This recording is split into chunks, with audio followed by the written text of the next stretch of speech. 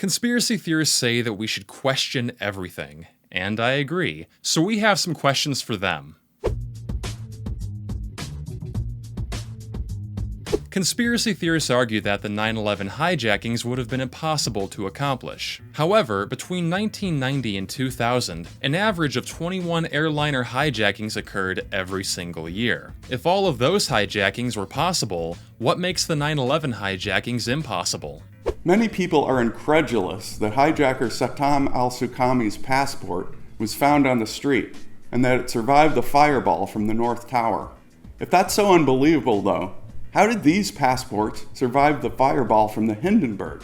Conspiracy theorists argue that fires couldn't have brought down the Twin Towers because jet fuel can't melt steel beams. But why do you think the beams would have to melt to cause a collapse? According to the American Institute of Steel Construction, steel begins to lose its strength around 600 degrees Fahrenheit, and only has half its strength by 1100 degrees Fahrenheit. NIST found that temperatures in the Twin Towers reached as high as 1800 degrees Fahrenheit. So when you combine this weakened steel with the weight of the towers and the damage from being hit, why wouldn't they collapse? The steel beam gives way after just 11 minutes at 1300 degrees.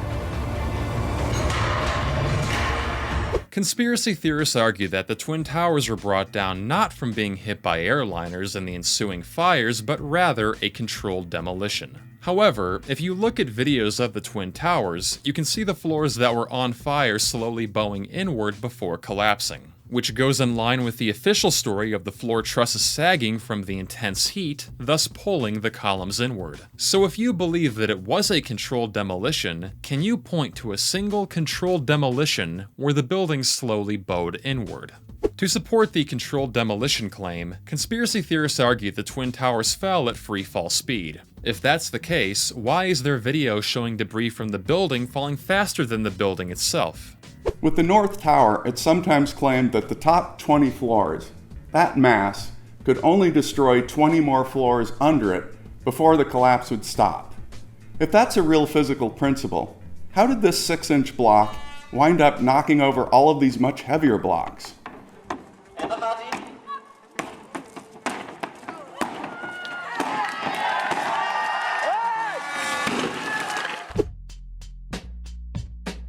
Conspiracy theorists argue that the Pentagon wasn't hit by Flight 77, but rather by a missile. If that's the case, how do you explain the airplane debris found at the scene? The streetlights knocked down as if they were hit by airplane wings, the witness testimony of people who saw the plane, and the surveillance video showing the plane. Finally, if Flight 77 didn't hit the Pentagon, what happened to it and the people on board?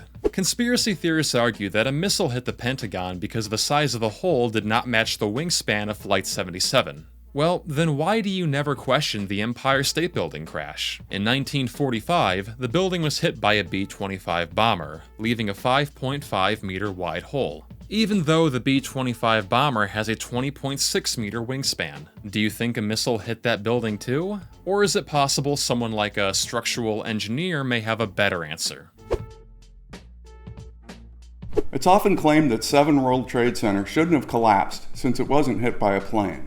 Why then was the collapse expected to happen, according to firefighters on the scene? It's definitely going to happen. There's no way to stop it. Because you have to go up in there to put it out, and it's already, the structural integrity is not there in the building. And as reported by ABC News. We know right now that 7 World Trade is on fire.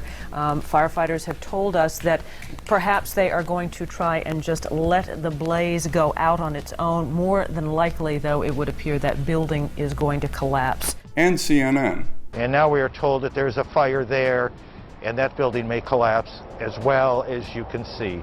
Conspiracy theorists argue that Building 7's collapse was not due to burning for hours, but rather a controlled demolition. However, if you look at any videos of a controlled demolition, it is accompanied by a succession of loud explosives going off.